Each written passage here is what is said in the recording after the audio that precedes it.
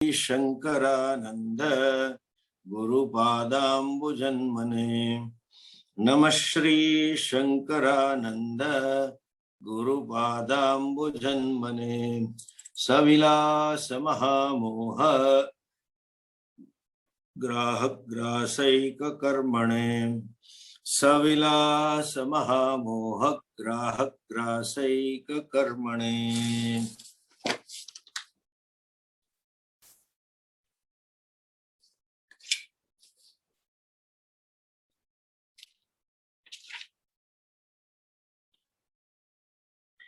वर्ष नंबर 30। कुर्वते कर्म भोगाय कर्म कर्तुं च भुज्यते। कुर्वते कर्म भोगाय कर्म कर्तुं च भुज्यते। नद्यां कीटा इवावर्तादावर्तान्तरमाशुते। नद्यां कीटा इवावर्तादावर्तान्तरमाशुते। सत्कर्म परिपाकात्ते करुणानिधिनोद्धृता। सत्कर्म परिपाकात्ते करुणानिधिनोद्धृता। प्राप्य तीरतरुच्छायां विश्राम्यन्ति यथा सुखम्। प्राप्य तीरतरुच्छायां विश्राम्यन्ति यथा सुखम्। Last time we saw this verse. Ste jivaha te jantavaha सत्कर्म परिपाकाते। सत्कर्मणाम परिपाकाते। परिपाकात सत्कर्मना परिपाक ने લીધે કરુણા નિધિના ઉદ્ધૃતા। એ વ્યક્તિ વિશેષનું એડજેક્ટિવ છે। કોઈ કરુણાનિધિ એટલે નિધિ એટલે ખજાનો। નિધિ એટલે ખજાનો જેમ કહીએ કે અથવા તો સાગર। કરુણાનિધિના એટલે કરુણાના સાગર વડે ઉદ્ધૃતા એ લોકો ઉદ્ધૃત થાય, એ લોકોને ઉઠાવે અને ત્યારે શું થાય? પ્રાપ્ય તીર તરુછાયા ત્યારે એ લોકો પેલા જંતુઓ તીર તરુછાયા તીર એટલે વૃક્ષ, વૃક્ષની કિનારે એટલે એના કિનારે રહેલા વૃક્ષની છાયા। કોના કિનારે? તો કે નદીના કિનારે। નદીના કિનારે રહેલા વૃક્ષની છાયાને પ્રાપ્ત કરીને પ્રાપ્ય તીરતરુચ્છાયામ વિશ્રામ્યન્તિ યથા સુખમ એ લોકો વિશ્રામને પામે છે અને યથા સુખમ એટલે happily they gain the rest સુખપૂર્વક વિશ્રામને એ લોકો પામે છે।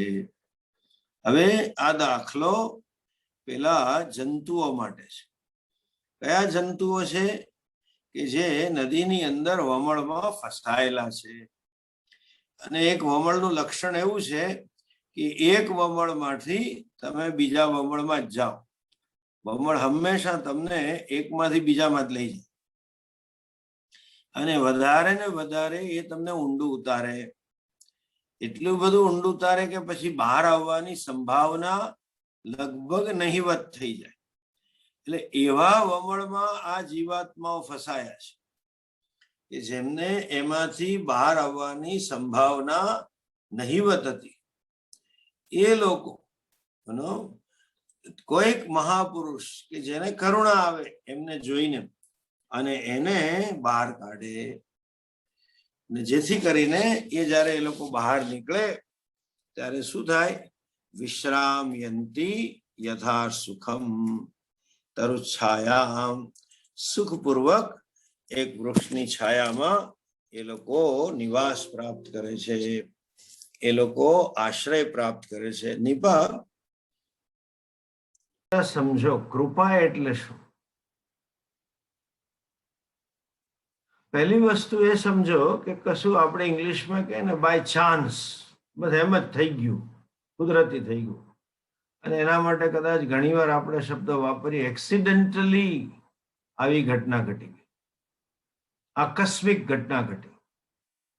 બહુ સરસ વસ્તુ સ્વામીજી કહેતા હતા, આ સૃષ્ટિમાં અકસ્માત જેવી કોઈ વસ્તુ જ નથી.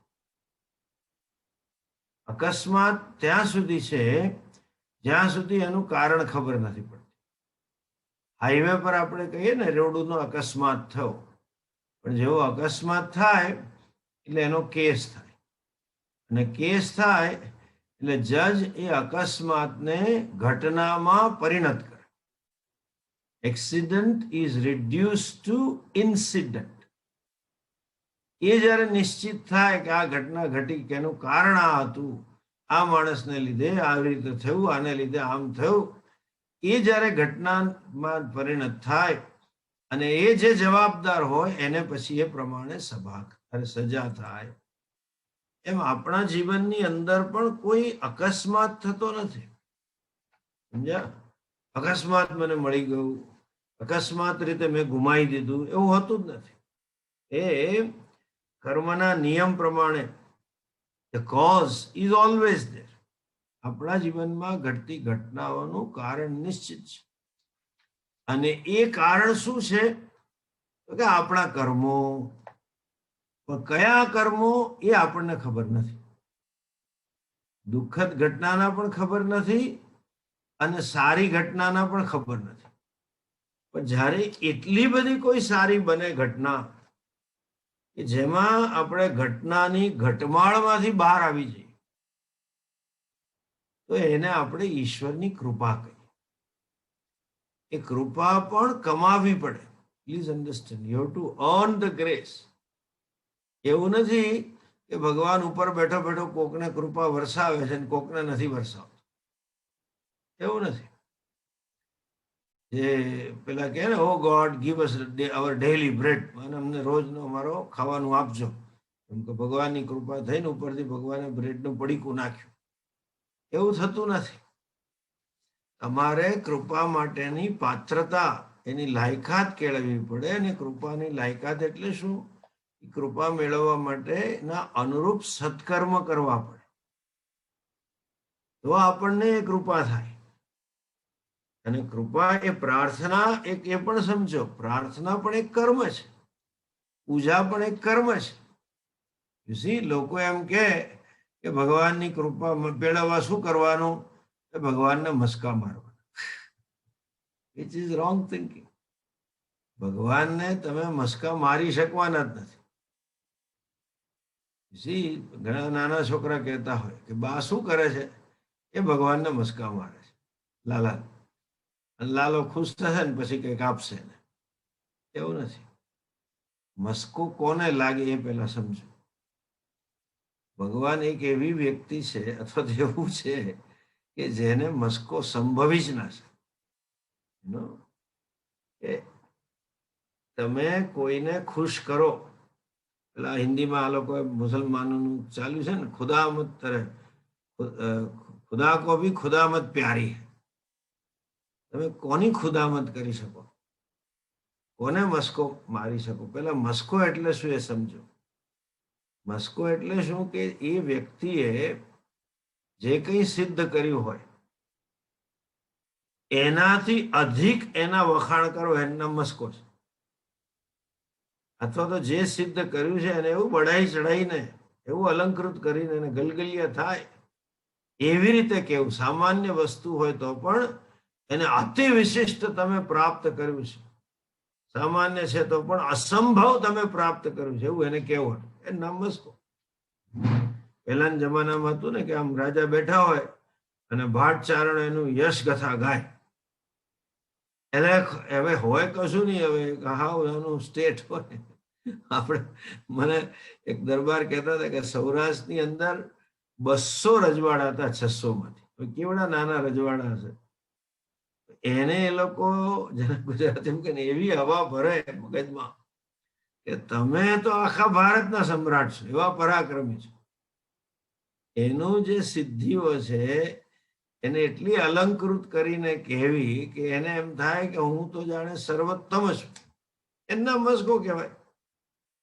એટલે છે એનાથી વધારે અને અનેક ગણું વધારે, થોડું ઘણું તો ખરું જ મિનિમમ, ત્યારે મસ્કો લાગે, નહીં તો મસ્કો ના લાગે.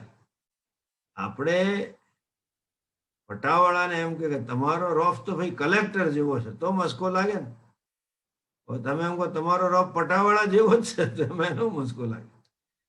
હવે ઈશ્વર સર્વજ્ઞ સર્વશક્તિમાન છે. જરાક ધ્યાનથી સાંભળજો. આ સર્વ શબ્દ જ આપણને ખબર નથી. ખબર નથી એટલે સર્વ કહીએ છીએ. સર્વજ્ઞ એટલે શું શું જાણે એનું લિસ્ટ તમે બનાવો, બધું જ જાણે. તમે બધાને બદલે બધું એટલે શું? તો તમારી બુદ્ધિ જેટલી ટૂંકી છે એટલું જ તમે લિસ્ટ બનાવી શકશો. એક સાદો દાખલો આપું કે આજથી 50 વર્ષ પહેલા આપણે ભગવાનને 40-25 વર્ષ પહેલા કોને સર્વજ્ઞ કહેતા હતા. ત્યારે કોમ્પ્યુટર ટેકનોલોજી નામનું જ્ઞાન આ સૃષ્ટિમાં જ આપણને ખબર નહોતી. 50 વર્ષ પહેલા એ જ્ઞાને ભગવાનને હોય ને. કેટલી નવી નવી વિજ્ઞાનની શાખાઓ જેને કે ડેવલપ થતી હોય છે, એ બધું એને ખબર, પણ આપણને એ જ ખબર નથી. સર્વ શબ્દનો અર્થ જ આપણને ખબર નથી. સર્વશક્તિમાન એટલે શું એનું વર્ણન જ આપણે કરી શકીએ એમ નથી. એટલે તો પેલો એક શ્લોક છે, તવ તત્વમ ન જાનામિ કીદૃશોસી મહેશ્વર. એ ભગવાન તમે કેવા છો એ ખબર નથી. યાદૃશોસી મહાદેવ, જેવા હો તેવા તમને મારા નમસ્કાર છે. તાદૃશાય નમો નમઃ. એ પ્રભુ એવા જેવા છો તેવા તમને મારા પ્રણામ છે, તમને મારા નમસ્કાર છે. મને ખબર નથી તમે કેવા છો, મારી બુદ્ધિ એટલી નાની છે કે સર્વને માપી ના શકે. એમ અહીંયા ઈશ્વરને જેવો છે તેવો જ આપણે કહી નથી શકતા. હવે પરિપૂર્ણ હોવાને લીધે એનાથી વધુ તમે શું કહેવાના કે એને મસ્કો લાગે? ખુશામત ક્યારે થાય? જ્યારે છે એનાથી અધિક કે અત્યધિક આપણે વર્ણવીએ. પૂર્ણતા એને જ કહેવાય કે જેનાથી અધિક કઈ છે જ નહીં. અત્યધિકનો તો પ્રશ્ન જ નથી. હવે જ્યારે આમાંનું કઈ જ થઈ શકે એમ ના હોય અને પછી એને કઈ મસ્કો લાગે, સંભવી જ ના શકે. ઈશ્વર એવી વ્યક્તિ છે કે જેને કોઈ મસ્કા કે ખુશામત સંભવી જ શકે ને એમ નથી. એક વસ્તુ ખરેખર તો ઊંધું છે. તમે જે કંઈ કહો છો ને એમાં એને ખુશ કરવાને બદલે એનું અપમાન આપણે કરીએ છીએ.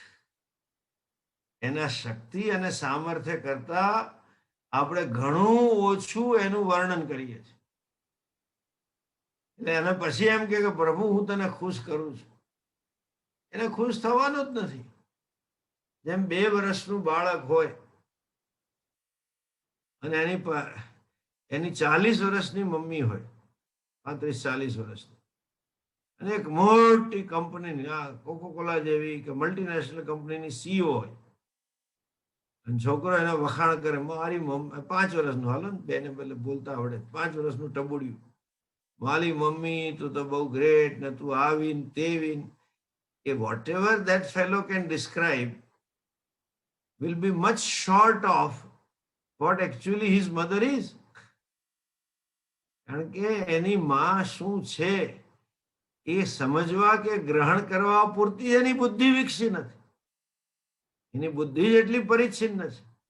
એ જ રીતે મારી ને તમારી બુદ્ધિ એટલી અલ્પ છે કે ઈશ્વર શું છે ખરેખર એ સમજવા જેટલી જ વિકસિત નથી, અલ્પતાને લીધે. અલ્પા બુદ્ધિ, બુદ્ધિ અલ્પા છે.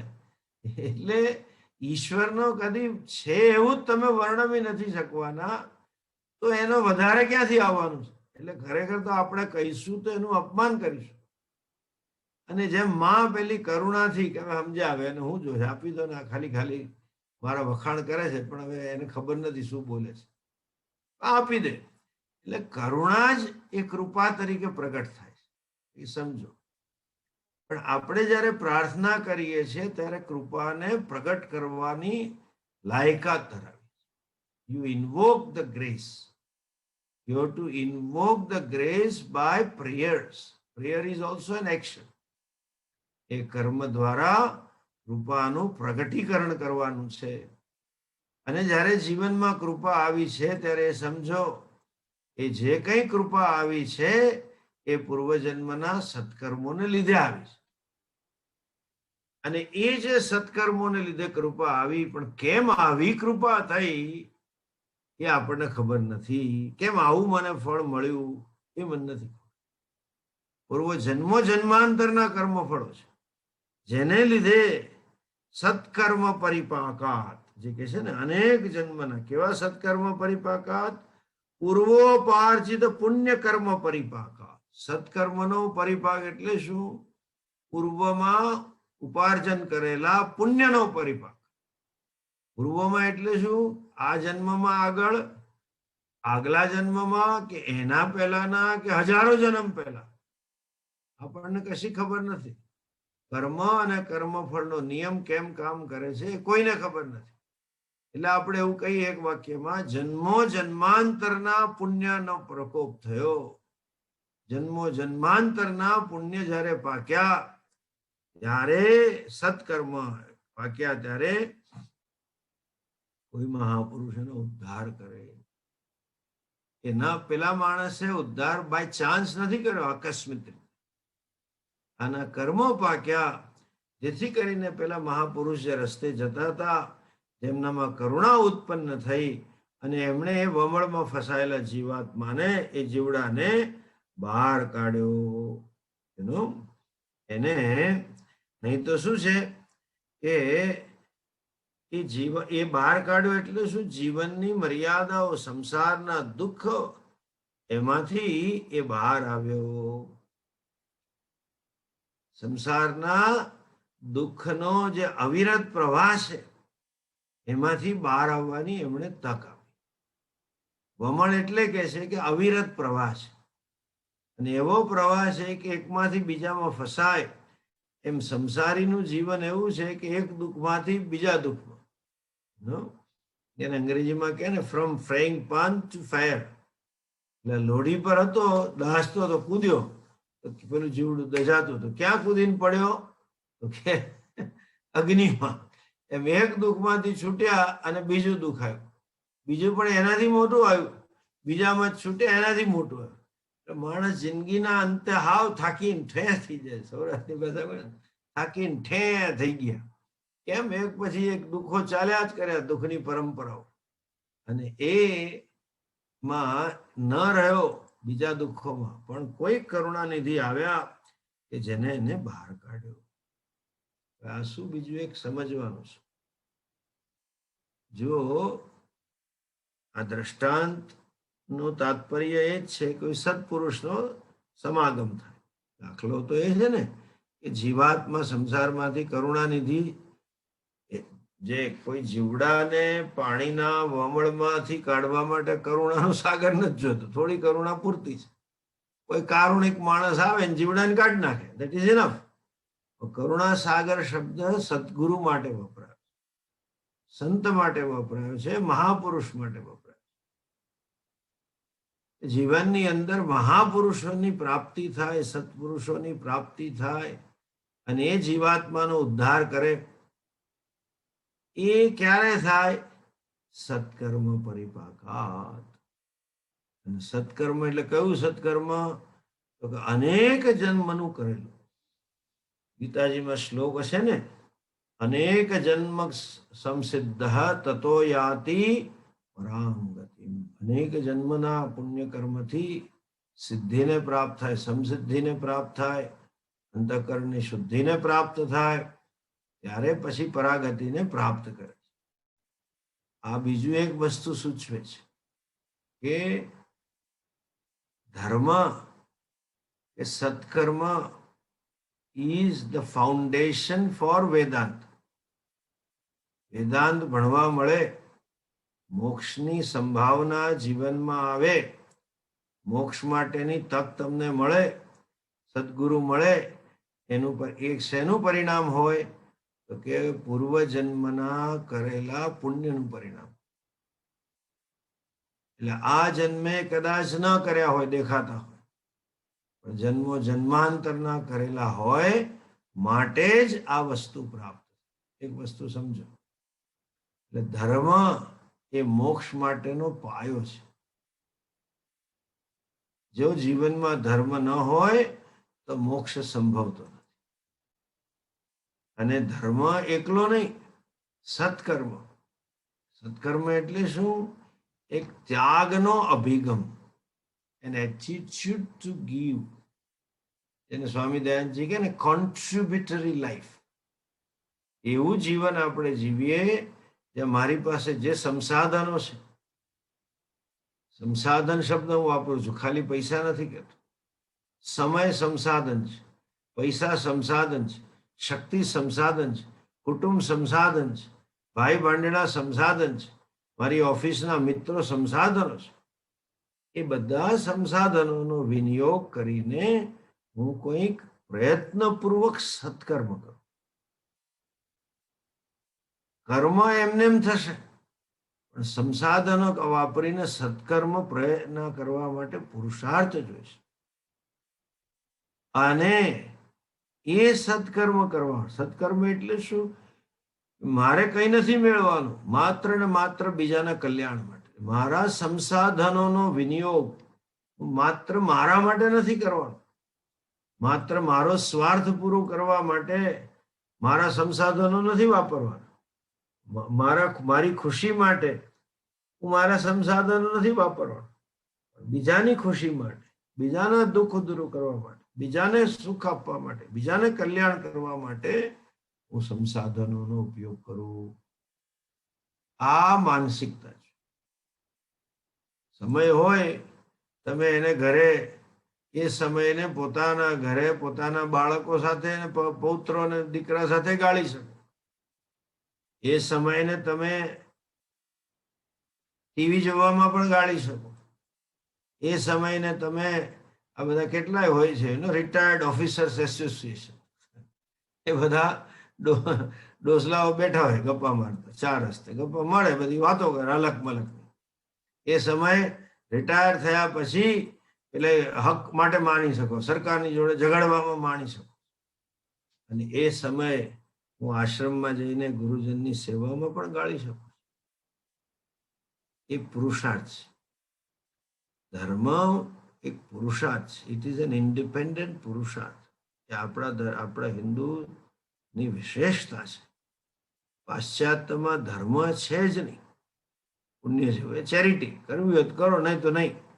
આ તો મેન્ડેટરી છે, રોજ કરવાની ચેરિટી છે. ભૂત યજ્ઞ, નૃ યજ્ઞ, દેવ યજ્ઞ આપણે જે કરીએ, રોજ ગાયને આપવાનું, ગાય કૂતરાને આપવાનું, રોજ અતિથિઓને જમાડવું વગેરે. સ્વતંત્ર ધર્મ નામનો પુરુષાર્થ જો હોય, આ જન્મે કે આગલા જન્મે, કદાચ આ જન્મે આપણને એવું ના દેખાય એટલું બધું આપણે ધર્મ કર્યો હોય એવું, પણ એ તો નિશ્ચિત જ છે કે આગલા જન્મમાં એટલું બધું કર્યું છે કે આ જન્મે સો કોલ્ડ આકસ્મિક રીતે ગુરુજી મળી.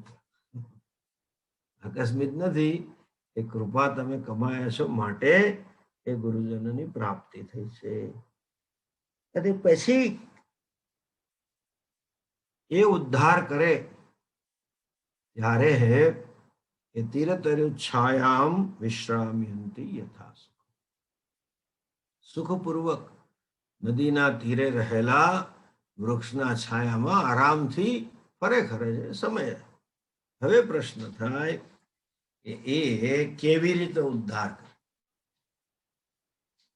આપણે બહુ ગરબડવાળું છે. તેષામ અહમ સમુદ્ધરતા મૃત્યુ સંસાર સાગરાત ભવામિ ન ચિરાત પાર્થ મય્યાવેશિત ચેતસામ. એવો એક ગીતાજીનો શ્લોક છે. એ લોકોનો ઉદ્ધાર કરો. તેષામ અહમ સમુદ્ધરતા મૃત્યુ સંસાર સાગરાત. મૃત્યુરૂપી સંસાર સાગર, મૃત્યુરૂપી સંસાર. મૃત્યુ એ દુઃખનું પ્રતીક છે. દુઃખરૂપી સંસાર. પણ કેવું દુઃખ? તો કે સાગર જેટલું દુઃખ, અંત આવે નહીં એવું છે. એટલે નર્યું દુઃખમય જીવન એ સંસાર છે. એમાંથી ભગવાન ઉદ્ધાર કરે છે. તેષામ અહમ સમુદ્ધરતા ભવામી, એમનો ઉદ્ધાર કરું છું, કરનારો બનું છું. ન ચિરાત, ટૂંક સમયમાં. આવું કે છે ભગવાન. મય્યાવેશિત ચેતસામ, જેમનું ચિત્ત મારામાં પરોવાયેલું રહે છે એવા લોકોનો હું ટૂંક સમયમાં ઉદ્ધાર. હવે આ જરા સમજવું જોઈએ. પહેલી વસ્તુ, ટૂંક સમય એટલે શું? ટૂંક સમય એટલે ટૂંક જ સમય, પણ આપણો સમય નહીં. આપણા બે સમય છે, એક ઓબ્જેક્ટિવ ટાઈમ અને સબ્જેક્ટિવ ટાઈમ. ઓબ્જેક્ટિવ ટાઈમ એટલે 24 કલાક. આપણા 24 કલાક ને એમાંથી એક દિવસ ને મહિનો ને એનો વર્ષ ને એનું આપણું 100 વર્ષનું આયુષ્ય, આપણે એવું માનીએ છીએ. શાસ્ત્રમાં લખ્યું છે કે દેવતાઓનો કાળ એટલો છે, 200 વર્ષ આપણા પૂરો થાય ત્યારે દેવતાઓનો એક દિવસ 24 કલાક પૂરા થાય છે. કાળ જુદા જુદા લોકમાં જુદો જુદો છે, સાપેક્ષિક છે. ભગવાનનો કાળ, અને ભગવાનનો કાળ એટલે કેવો કાળ? પેલા જોક જેવું છે. પેલો માણસે એને થયું જરા ભગવાનને છેતરી કાઢો, નાનું કંઈક કરીને આમ જરા ઉલ્લુ બનાવીને કંઈક કઢાઈ લઉં કામ. એટલે કે ભગવાન, how big is our world for you? અમારી આટલી મોટી દુનિયા, આવડો મોટો પૃથ્વી, આખું સૂર્યલોક, આખી ગેલેક્સી કેટલી મોટી. કારણ કે મારા માટે એક તણખલું જ છે. પછી કહે છે, how much is 1 billion years for you? 1 second. મારા માટે 1 અબજ વર્ષ 1 સેકન્ડ છે. આમાં હું મારું. પછી કહે છે, how much is 100 trillion dollars for you? 1 time. અબજ નહીં, 100 અબજનો 1 ટ્રિલિયન, એવા 100 ટ્રિલિયન. તો કે એવા 100 ટ્રિલિયન તારા માટે કેટલા? મારા માટે કાણા પૈસા બરાબર. પેલો કે મને કાણો પૈસો આપી દે ને ભગવાન, તારા માટે એટલું એક પૈસો જ છે, મને આપી દે ને. ધીરે રહીને મમરો મૂક્યો. ભગવાન કહે છે, give me a second of my time. મારા સમયની 1 સેકન્ડ આપ. એટલે ટૂંક સમય એટલે ભગવાનનો ટૂંક સમય. બીજો આપણો કયો કાળ છે? કે આપણે એમ માનીએ છીએ જ્યારે સુખનો સમય હોય ને ત્યારે બહુ ખબર નથી પડતી, પણ દુઃખનો સમય વધારે પડતો લાંબો લાગે છે. કેટલું દુઃખ, કેટલું દુઃખ. આ કોરોનામાં લોકો એવા કંટાળી ગયા છે. આ જાય તો સારું ભાઈ સાહેબ, કેવી છે બોલો. ભલભલા લોકો જે ડોક્ટરની ગોળીથી ડરતા હતા, એ લોકો ઇન્જેક્શનની રાહ જોવા આવે તો સારું. અને પાછા સેલ્ફી લે અને અપડેટ કરે કે મેં લીધું ઇન્જેક્શન, તમે લીધું. જાણે ઇન્જેક્શન લેવાનું કઈ ખાસ, કોઈ કે ગુલાબ આપ્યું હોય, તમને એવોર્ડ આપ્યો, એની રાહ જોતા હોય. કેટલા કુટુંબોમાં ઉદ્વેગના અને અચંપાના પ્રોબ્લેમ થાય. લોકો થાકી ગયા, ઘરની બહાર જવાતું નથી. ઘણી વાર લોકો માંદા પડે ને, કંઈક હાથ પગ ભાંગ્યા હોય કે કંઈક થયું હોય, અને 6 મહિના વર્ષનો ખાટલો આવે તો એ વર્ષ એટલું લાંબુ લાગે. એ કાળ આપણો બીજો સાપેક્ષિક છે. ટૂંક સમયમાં કેવું યાદ રાખવાનું? હંમેશા યાદ રાખવું. આપણે જયારે પ્રતીક્ષામાં આવીએ ત્યારે પેલા 2 ભગતની વાર્તા જેવું છે. પણ નારદજી જતા હતા ને એક મહાત્મા તપ કરતા હતા. 25,000 વર્ષથી તપ કરતા હતા. અને ભગવાન પ્રાપ્તિ જ જોતી હતી. એમનો અંત સમય આવતો હતો એટલે એમણે નારદજીને કહ્યું કે નારદજી એક કામ કરશો કે હા, કે જયારે તમે વૈકુંઠ જાઓ ને તો ભગવાનને પૂછજો કે હજુ મારે કેટલું તપ બાકી છે. કે ચોક્કસ. મહાત્માના દર્શને આવ્યા હતા. એમને તો હાલ ને આટલો સારો માણસ છે, તું જલ્દી જવું સીધો વૈકુંઠ. પછી યાદ આવ્યું કે રસ્તામાં આવા બીજા મહાત્મા છે, એનાથી 1.5 તપ કરતા હતા. અરે એના જેવું જ 20,000 વર્ષથી તપ કરતા બેઠા. અને નારદજી એની પાસે ગયા દર્શન કરવા. પેલાએ પણ એવું જ કહું, જરા ભગવાનને તમે જાઓ તો પૂછતા આવજો ને. તો હા, તમારા જેવા લોકો માટે ના પૂછ્યું તો કોનું પૂછ્યું? હાલો હમણાં પૂછ્યો અને ઉપડ્યા. રાહ જોતા હતા આ લોકો નારદજીની. ભગવાનને પ્રાપ્ત કરવાની તાલાવેલી હતી. પાછા આયા તો પેલા પાસે ગયા જેને 25,000 હતા અને પેલા 20,000 માં. 20,000 વાળાને કહ્યું એમણે કે ભાઈ ભગવાને એવું કહ્યું કે તારે તો હજુ બીજા 50,000 વર્ષ આવું તપ કરવાનું છે, ત્યારે તારો મેળ પડશે. સૌરાષ્ટ્રની ભાષામાં કે ખાર ખાઈ ગયો અને આસન બાસન નો ઘા કરી દીધો કે આટલું કર્યું ને હજુ બીજા 50,000. પેલા પાસે ગયા 25,000 વાળા પાસે. એને પૂછ્યું કે મારો શું જવાબ છે? કે તારે તો હજુ તો આવું 25,000 વાળા 4 જન્મ કાઢવાના છે, લાખ વર્ષ તારે આવું તપ. પેલું નારદજીને એમ કે આ ખાર ખાઈને ઘા કરીને ભાગી જાય અને મને પર ગુસ્સો કરશે. પેલો માણસ નાચવા માંડે. નારદજી કે નાચે છે કેમ? પેલાને તો 50 કહ્યું, એમાં આટલો ખાર ખાઈ ગયો. કે નાચું છું એટલે કે એટલી તો ખબર છે મારા વાલાને કે હું તપ કરું છું. એ ટૂંક સમય એટલે શું? ઈશ્વરને આપણે કરીએ જે ખબર છે, ટૂંક સમયમાં આપશે. એટલા માટે કહ્યું છે શનૈ શનૈ ઉપરમેત બુદ્ધ્યા ધૃતિ ગૃહીતયા. ધૈર્ય જીવનમાં ખૂબ જરૂરી છે. ઘણા માણસોને આપણે ઝડપી કહીએ છીએ, પણ ઘણી વાર હું જોઉં છું ઝડપ, એને ઝડપ કેવી કે ધૈર્યનો અભાવ કેવો, શાર્પનેસ કેવી કે ધૈર્યનો અભાવ કેવો. શાર્પનેસ હોવી, ઝડપ હોવી સારી વાત છે, પણ જ્યાં કરવાની હોય ત્યાં કરે. બધે ઝડપ કરી ના હલાવે. આપણી પાસે એવી આવડત હોય કે ગાડી 120-30 કિલોમીટર તમે કંટ્રોલ કરી શકો. 120-30 ની સ્પીડ હાઈવે પર એક્સપ્રેસ રોડ ઉપર લેવાય, સિટીની અંદર ના ચલાવે. 120 તમે કંટ્રોલ ના જ કરી શકો, તમે બીજાને ઉડાડતા જાઓ. આપણી ધીરજના અભાવમાં આપણે બીજાને તકલીફ આપીએ ને એને આપણે એવું કે હું કેવું પરફેક્ટ કરું, હું કેવું ફટફટ કરું. લોકોને અક્કલ જ નથી, લોકો ધીરા છે, મૂર્ખ છે. That is the absence of dhairya, not your speed or sincerity. Anyway, coming back to this, okay, આ જે છે એનો ભગવાન ઉદ્ધાર કરે છે. આ શ્લોકને ઘણીવાર તમે ચિત્રાંકન જોયું હશે કે આમ સમુદ્રની અંદર બધા આમ જીવો હોય રાહ જોતા, પછી બધાને યુ લગાડ્યું હોય અને આમ ઉપર કે મારો વારો મારો વારો, મને ઉઠાવો મને ઉઠાવો, આમ બતાવતા હોય. અને ભગવાન ગરુડ પર આવે અને એક આમ યુ વાળો હોય ને મંજીરા વાળો હોય એને ઉપાડીને લઈ જાય. ભગવાન ઉદ્ધાર કરે. આવા કેટલાય સંપ્રદાયો છે એવું કે ઠાકોરજી લેવા આયા, ભગવાન લેવા આયા, ફલાણા ધામ વાળા, ફલાણા લોક વાળા, ભગવાને મને લેવા આયા, અથવા તો ભગવાનના દૂતો આયા. ઘણાને એવું પ્રિમોનિશન થાય કે હું કાલે જવાનો છું, પરમ દિવસે જવાનો છું. It's good, nothing wrong in it. ભગવાન એ રીતે ઉદ્ધાર કરવાનો નથી.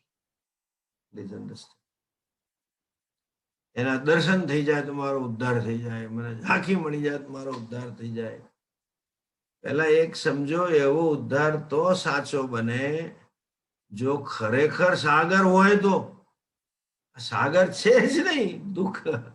જે સંસાર સાગર છે એ અજ્ઞાનજન્ય છે. એટલે તો કહ્યું ઝાંઝવાનું જળ છે.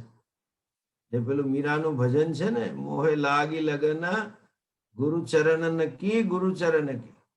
એમાં એક લાઈન છે, ભવ સાગર અબ સુખ ગયા હૈ, ફિકર નહીં મુજે તરણ નકી. ઉદ્ધાર ત્યાં છે ત્યારે ભવસાગર માંથી તરવાની હવે ફિકર જતી રહે. ભવસાગરને પાર કરી ગયા ક્યારે કહેવાય કે જ્યારે ખબર પડે સાગર હતો જ નહીં. બાકી સાગરને પાર ના કરાઈ શકાય. એનું સૌથી પહેલું પગથિયું શું છે? ભગવાનની કૃપા થયા પછીનું પહેલું પગથિયું શું છે?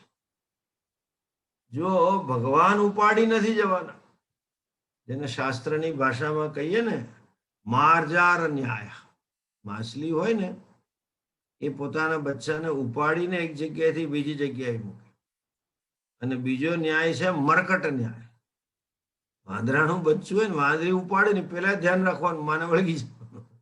માં ઉપડે ભેગી ચોટી પડે, એને ચોટેલા રહેવું પડે. એમ કઈ ભગવાન તમને ઉપાડવાના નથી કે તમને કે મને. તો ભગવાન પક્ષપાતી થાય. એ ઉપાડવાનું પછી છે, પણ સૌથી પહેલું પગથિયું એ છે કે મેં જે કહ્યું તેમ કોઈ કરુણાનિધિ પ્રાપ્ત થાય, ગુરુજી પ્રાપ્ત થાય. ગુરુની પ્રાપ્તિ થવી એ જ ભગવાનનો ઉદ્ધરણ છે. ભગવાન આટલું ઉદ્ધાર કરશે.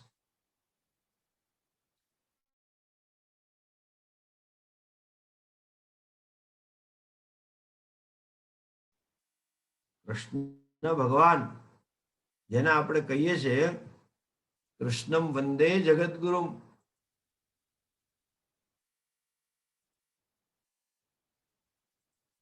કૃષ્ણ ભગવાન તો અર્જુનને મળેલા જ હતા જગતગુરુ, પણ અત્યાર સુધી શું બુદ્ધિ હતી? મારો ભાઈ, મારો મિત્ર, મારો સાળો. એટલે તો 11મા અધ્યાયમાં માફી માંગે છે. સખેતી મત્વા પ્રસભમ યદુક્તમ આહાર વિહાર શય્યાસન ભોજનેશ. મિત્ર માનીને કે આડું અવળું બોલાયું હોય, ભાઈ હરતા ફરતા ખાતા પીતા, માફ કરજો માય બાપ, તમે આવા હશો મને તો ખબર જ નહોતી. વિરાટ રૂપ જોઈને એવો ગભરાઈ ગયો. મૂળ વાત એ છે કે કૃષ્ણ હતા, પણ મહાભારતના યુદ્ધ સમયે જ અર્જુનની કૃષ્ણમાં ગુરુ બુદ્ધિ ઉભી થઈ.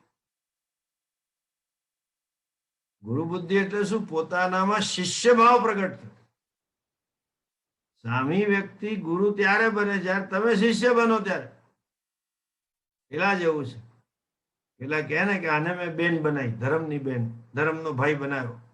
ધર્મનો ભાઈ એ ત્યારે બનશે કે જ્યારે તમે એક બેન રૂપે એની સામે પ્રગટ થાવ. ધર્મની બેન ત્યારે બનશે જ્યારે એ પુરુષ પોતાની જાતને પુરુષને બદલે એક ભાઈ રૂપે જોઈએ, ત્યારે પેલી બેન બને છે. એક સ્ત્રી મારી માં જેવી છે, તો માં ત્યારે બનશે જ્યારે હું એની સામે પુત્ર ભાવે રહીશ. એમ પહેલી વાર અર્જુન એની સામે શિષ્ય ભાવે રહ્યો, શરણાગત. કૃપા છે. અનેક જન્મના પરિપાક થાય ત્યારે કોઈ સત્પુરુષ મળે, અને સત્પુરુષ મળ્યા હોવા થાય ત્યારે એ સત્પુરુષ પ્રત્યે ગુરુ બુદ્ધિ જાગૃત થાય. એની સામે આપણામાં શિષ્ય પ્રગટ થાય. તો અર્જુનના આટલા વર્ષો ગીતા મળી જ ગઈ હોત. કૃષ્ણ તો ભગવાન એને 5 એટલું કહ્યું કે હું તો તારો સેવક છું. એટલો બધો એને પ્રેમ કરતા હતા. એટલું બધું જેને કે ભગવતનું વાત્સલ્ય એને પ્રાપ્ત હતું. એક માં જેવું, બાપ જેવું, ડેડ એન્ડ મોમ બધું જ એના હતા. ભગવાન સર્વસ્વ હતા. પણ માંગ્યું શું? સુભદ્રા આપો. માંગ્યું શું? તો કે બળ પ્રાપ્ત કરવું છે. માંગ્યું શું? તો કે દ્રૌપદી મેળવવી છે. All kind of stupid things. કદી પોતાની જાતને શિષ્ય રૂપે એને જોયા જ નહીં. અને બીજો ક્લાસિક એક્ઝામ્પલ છે દુર્યોધન, આપણા વિવેકાનંદજી. જો તમે વાંચ્યું હશે, મેં એમની બાયોગ્રાફીમાં વાંચ્યું છે, રામકૃષ્ણ પરમહંસ વિવેકાનંદ, રામકૃષ્ણ આશ્રમના સાહિત્યમાં પરમહંસ રામકૃષ્ણજીને વિવેકાનંદ કેટલી વાર મળ્યા હતા પહેલા. અને પેલો એટલું બાળક હૃદય અને સિદ્ધ પુરુષ એટલે ઓળખી ગયા કે આ કોઈ સમર્થ ચેલો છે, સમર્થ વ્યક્તિ છે, એટલે એને ખૂબ પ્રેમ કરતા હતા. તો પેલા એને જેમ પ્રેમ કરીને બોલાવે તો પેલા એનાથી દૂર ભાગે. કેમ કે આ મને કઈ જાદુ ટોણા કરતા લાગે છે, આ મને હિપ્નોટિઝમ કરતા લાગે છે. એમના મહાત્માપણા વિશે શંકાથી ગુરુભાવ તો જવા દો. પછી કઈક એના પુણ્ય પાક્યા કે થોડા સમય પછી એને ગુરુભાવ થયો. મહાપુરુષ મળે એ પુણ્ય છે, અને મહાપુરુષ પ્રત્યે ગુરુભાવ ઉભો થવો એ પુણ્ય છે, અને એને ટકાવવો એ આપણો પુરુષાર્થ છે. એના માટે જાગૃતિ છે, એના માટે શરણાગતિ છે, એના માટે આપણા અહંકારને, પેલા મારા સ્વામીજી કહે ને કે અહંકારને ગોબા પડે તોય ગોબા ખાવાની તૈયારી જોઈએ. એ પુરુષાર્થ છે. સાચો પુરુષાર્થ એ છે કે આવા ગુરુજનો કઈ કહે તો તો આપણો અભિગમ શું હોવો જોઈએ કે આ માત્ર ને માત્ર મારા કલ્યાણ માટે કહી રહ્યા છે એવી શ્રદ્ધા છે, એવો વિશ્વાસ છે, અને એને અનુસરવાની તૈયારી છે. હવે પ્રશ્ન એવો થઈ શકે કે મહાપુરુષ સાચા છે કે નહીં એ કેમ ખબર પડે? પાછું આ કળિયુગમાં એ પ્રોબ્લેમ છે. સ્પિરિચ્યુઅલ સુપર માર્કેટની અંદર કેટલાય મહાપુરુષો ફરે જ બધા. એવા મહાપુરુષ કે જે માત્ર ને માત્ર શાસ્ત્ર ભણાવતા હોય,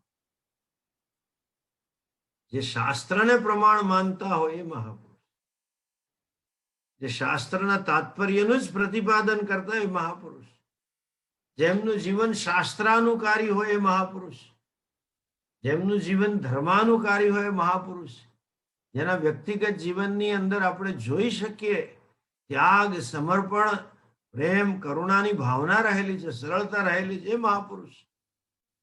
ત્યાગ સમર્પણની સાથે સાથે શાસ્ત્ર પણ છે. એવા મહાપુરુષ પ્રત્યે આપણી ગુરુ બુદ્ધિ થાય અને એ ટકી રહે. માત્ર ને એનું કારણ શું છે આપણને ખબર નથી. કયા જન્મના કયા પુણ્યના પરિપાકથી આવી આપણને મતિ આવી, આપણને આ મળે આપણને ખબર નથી. અને માટે એનો જવાબ એક જ છે, એ ઈશ્વરની કૃપા. એના માટે કૃપા શબ્દ છે. એ કૃપા છે કે મને ખબર નથી મેં શું પુણ્ય કર્યા, ક્યારે કર્યા, કયા સંજોગોમાં કર્યા, કેવા પ્રકારના કર્યા, પણ એવા મને મહાપુરુષ મળી ગયા કે જેના દ્વારા જે મને સંસાર સાગરમાંથી ઉદ્ધરણ કરી આપશે, જે મને શાસ્ત્રનું જ્ઞાન આપવા આવ્યા છે, જે નિષ્કામ છે, કરુણા નિધિ છે, એ સહી કેવી રીતે થયું કે ઈશ્વરની કૃપા. You don't know the cause, you cannot know it also. અને એવી અકલ્પ્ય કૃપા થઈ ગઈ, તમે કલ્પી ના શકો એવી ઘટના આપણા જીવનમાં ઘટી ગઈ, એને કૃપા જ કહી શકાય. આ કૃપાના પરિપાકે જો પુરુષાર્થ છે, ઈશ્વર કૃપાનો પરિપાક છે ગુરુમાં ગુરુ બુદ્ધિ છે. પછી કે ગુરુ ઉપાડીને સંસારમાં જ કાઢવાનું નથી, ત્યાં પુરુષાર્થ કરવો પડે. શું પુરુષાર્થ? નિરંતર શરણાગતિ છે. તદ્વિદ્ધિ પ્રણિપાતેન પરિપ્રશ્નેન સેવયા ઉપદેક્ષ્યંતિ તે જ્ઞાનમ જ્ઞાનિનસ્તત્વદર્શિ. પ્રણિપાત એટલે સાષ્ટાંગ નમસ્કાર. સાષ્ટાંગ નમસ્કારની અંદર માથું આવે છે. માથું નમાવવું એ શું છે? અહંકારને શરણાગત કરવું. અહંકાર કોઈ વસ્તુ નથી, આપણા આગ્રહ જ અહંકાર છે. દુરાગ્રહ જ આગ્રહ અહંકાર છે. આપણી માન્યતાઓ જ અહંકાર છે. આપણા પૂર્વગ્રહો જ અહંકાર છે. આપણને જે માનીએ લાગે છે એ જ સાચું, ગુરુજી કે છે ખોટું, એવું કઈ થાય નહીં. આ જ અહંકાર છે. મને મહાપુરુષો કે એ મને ખોટું લાગતું હોય તો એ સાચું જ હશે, એ શરણાગતિ છે. ભલે મને એની સત્યતા આજે દેખાતી નથી, પણ એમના પર વિશ્વાસ રાખીને હું અનુસરું. જેમ ઘણીવાર જીવનમાં આપણે ઘણા માણસો કે, એમાં ઘણી બહેનો મને કે આ મારી મમ્મી છે ને સ્વામીજી બહુ કડક હતી. અમે નાના હતા કે મારા બાપા બહુ કડક હતા ભણાવવામાં. અમેરિકામાં મને 2-3 જણાએ કહ્યું કે ભણાવવામાં બહુ કડક હતા, એવા શિક્ષા કરે ને એવું લડે ને ભણાવ્યું. ત્યારે બહુ કડવા લાગતા હતા બાપા. મમ્મી શીખવાડતી હતી તો કડવી લાગતી હતી. જયારે લગ્ન થયા અને સાસુ નામનું પ્રાણી ભટકાયું ત્યારે ખબર પડી કે મમ્મીની શિક્ષાઓ બધી ખૂબ ઉપયોગી છે, ખૂબ હેતુપૂર્વકની હતી, ખૂબ સારી હતી. That you realize that is where Sharanagati comes. I surrender to the teacher. Whatever sadhana, whatever he or she says, I just accept it with a hope that one day I will discover it. It is not that you blindly follow. એક અંધશ્રદ્ધા એટલે આંખો મીચીને એનું અનુસરણ કરવું એ નથી શ્રદ્ધા, પણ એમણે જે કહ્યું અનુસરીને એની પાછળનું સત્યને આપણે પ્રમાણિત જોઈ શકીએ. આ પુરુષાર્થ છે. દર વખતે ગુરુજી કઈ કહે અને પેલો અહંકાર આડવા, એને એના કમ્ફર્ટ ઝોનમાંથી નીકળવું ના હોય, અહંકારને એના જીવન મૂલ્યો, એના આદર્શો, એના પૂર્વગ્રહો છોડવા ના હોય. અને એટલા માટે એ ગુરુજી કહે, મનમાં એવો ભાવ, આમ બોલે નહીં, ઘરમાં મા બાપને કહે મમ્મી હતું રહેવા નથી કરવું, જા તું ખોટી છે એવું કહી દે. ગુરુજી ના કે, પણ મનમાં એવું થાય એ તો કયા એ ના થાય. ભલે ને એમને તો બોલવું સહેલું છે, આપણે કે એમને એમ થોડું થાય છે, વગેરે વગેરે. All kind of justification. પોતે સાચા હોવાના અનેક પ્રકારના આર્ગ્યુમેન્ટ પોતાનું મન માણસને આપે, એ અહંકાર છે. સાષ્ટાંગ નમસ્કાર એટલે મારા પૂર્વગ્રહો, મારી ગ્રંથિઓ, મારા ખ્યાલો, મારી માન્યતા હું બાજુ પર મૂકું છું. તમે જે કહો છો, જેને કહે ભલે નહીં મને અખતરો લાગે, ભલે એમાં ખતરો લાગે, ખતરો લાગે, અખતરો લાગે, હું કરવા તૈયાર છું.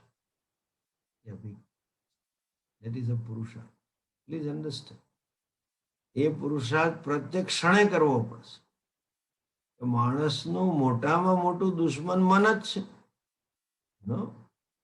આત્મૈવ હ્યાત્મનો બંધુ આત્મૈવ રિપુરાત્મન.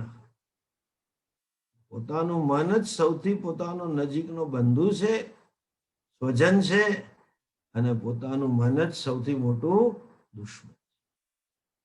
અને એ પ્રતિક્ષણ એ દુશ્મન જેવો ઉભો થાય એને ડામવો પડે. ડામવો એટલે એને રોકવો પડે. પ્રતિક્ષણ એને સમજાવવું પડે કે ના હો ભાઈ, આપણે તમે કહ્યું એવું નથી કરવાનું. ગુરુજી કહે છે એ પ્રમાણે કરતા અને જીવતા શીખવાનું છે. ઇટ ઇઝ અ પુરુષાર્થ. ઉદ્ધરણમનું પહેલું પગથિયું છે.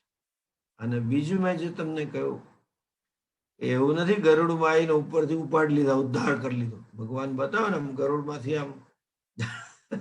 મને ચિત્ર જોઈને નાનપણમાં મેં રમતો જોયેલી આ બરોડામાં. પેલા પોલો રમતા હતા, ઘોડા પર રમે ને, ઘોડા પર પેલું હોકી રમે, ઘોડા પર આમ પેલું કોચીને લઈ જવાનું રમે. એમ ભગવાન જાણે પોલો રમતા હોય ઘોડા પર, એમ ગરુડમાંથી આવીને બધા ઉભા, બધા આમ આમ કરતા, એકનો હાથ પકડીને ઉપાડીને લઈ જાય. એવું નથી. સંસાર સાગર જે છે અવિદ્યાજન્ય છે, ખરેખર સાગર નથી. માટે ખરેખર ઉદ્ધરણમ પણ અવિદ્યાનો સાગર છે. અને એટલા માટે ઉદ્ધરણ શેનું છે? જ્ઞાન દ્વારા. Please understand. સંસારના પાયા, જેને આપણે સંસાર કહીએ છીએ, અર્થાત દુઃખ. જે દુઃખ છે એ ખરેખર કોઈ વસ્તુ છે જ નહીં. અણસમજ જ દુઃખ છે, અવિદ્યા જ દુઃખ છે, ગેરસમજ જ દુઃખ છે. એટલા માટે સાચી સમજ એ જ મોક્ષ છે. એટલે ઉદ્ધરણમ શું છે? જ્ઞાનથી છે. જ્ઞાનાગ્નિ સર્વ કર્માણી ભસ્મસાત કુરુતે. જ્ઞાનરૂપી અગ્નિ ભસ્મસાત કરે. જ્ઞાને નહીં જ્ઞાને ન સદૃશમ પવિત્રમિહ વિદ્યતે. જ્ઞાન જેવું કોઈ બીજું એને સમકક્ષ પાવનકારી નથી. અને જો આટલો જ ઉદ્ધાર હોય, ભગવાન પોલો રમવાના હોય, ગરુડ પર બેસીને, પેલા લોકો ઘોડા પર રમે, પેલા ગરુડ પર બેસીને આમ ઉપાડવાના હોય, તો ભગવાને અર્જુનને શું કામ ગીતાનો ઉપદેશ આપ્યો? એના તો પોતે કે છે સખા ચેતી ભક્તો સિમે. તું તો મારો ખાસ મિત્ર છે. આપણે ભગવાનને સખા ભાવે ભજીએ એક વાત છે, ભગવાન આપણી સાથે સખા ભાવ માને એ બીજી વાત છે. ભગવાન પોતે કહે તું તો મારો સખા છો, તો તેનો ખાસ ઉદ્ધાર થવો જોઈએ ને ભાઈ. તો સ્પેશિયલ કેટેગરીમાં આવે ને, ફ્રન્ટ લાઈનમાં આવે, વર્કર નહીં, ફ્રન્ટ લાઈન ડિવોટીમાં આવે. આજકાલ વેક્સિનમાં આપ્યું ને, ફ્રન્ટ લાઈન વર્કરને પહેલા આપ્યું. એમ અર્જુન શેમાં આવવો જોઈએ? ફ્રન્ટ લાઈન ડિવોટીમાં આવવો જોઈએ. એનું તો ભગવાન ગરુડ કે, ભગવાન કે ભાઈ તું રડ નહીં, હવે આવે છે આ લડી લે, પછી તો હું ગરુડ પર આવીને તને ઉપાડી જઈશ, તને વૈકુંઠમાં બેહાડી દઈશ, હાલ તારો ઉદ્ધાર થઈ જાય. તું તો ખાસ માણસ. ભગવાને પણ ઉપદેશ આપવો પડ્યો, અને આપણે પણ શાસ્ત્ર ભણવા પડે.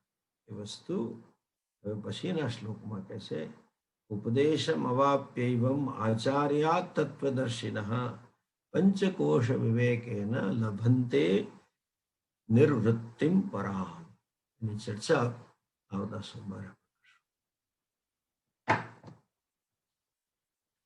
ઓમ પૂર્ણમદઃ પૂર્ણમિદં પૂર્ણાત પૂર્ણમુદચ્યતે પૂર્ણસ્ય પૂર્ણમાદાય પૂર્ણમેવાવશિષ્યતે. ઓમ શાંતિ શાંતિ શાંતિ. हरि ओम श्री गुरुभ्यो नमः. हरि ओम.